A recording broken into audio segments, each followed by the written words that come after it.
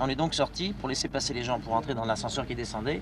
On avançait contre l'espèce de canapé qu'il y avait. Il y avait une dame qui était debout. J'ai essayé de regarder le bouquet de fleurs, la dame était debout. C'est celle qui a été déchiquetée en deux par l'explosion et qui nous a sauvé la vie du fait même. Elle était contre la table, elle était contre la bombe, sans le savoir. Elle était debout là, elle essayait de regarder quelqu'un. Et évidemment, tout ça c'est long, mais ça a duré 6-7 secondes. J'ai dit 2-3 mots avec mes amis. J'ai parlé de ma chemise, je ne sais plus pourquoi, à quelqu'un, et je me souviens que c'est à partir du moment où j'ai dit « et ma chemise », l'explosion a eu lieu.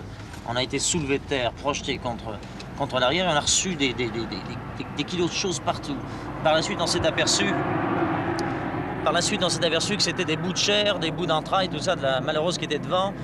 3-4 secondes plus tard, et ça va quand même vite, j'étais donc sur le côté gauche, je me suis relevé la deuxième explosion, car je reprécise qu'il y a eu 2 explosions.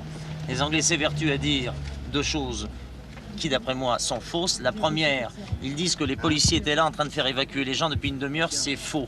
Quand on est descendu, les gens étaient tranquillement en train de se balader, et les policiers aussi d'ailleurs, nonchalamment, un téléphonait, l'autre discutait, ils cherchaient le fameux problème qu'il y avait. Or, ils auraient dû faire, à mon humble avis, évacuer, puisqu'ils avaient eu ce fameux coup de téléphone avec l'accent irlandais. Vous êtes blessé? Moi, j'ai les 2 tympans qui sont Ça aura des conséquences troués. pour la suite de votre carrière? Je sais pas, je vais voir le spécialiste maintenant qui vient me le dire, mais je crois qu'une opération, au pire des cas, est possible. On coupe, on recoue les 2 lèvres du tympan.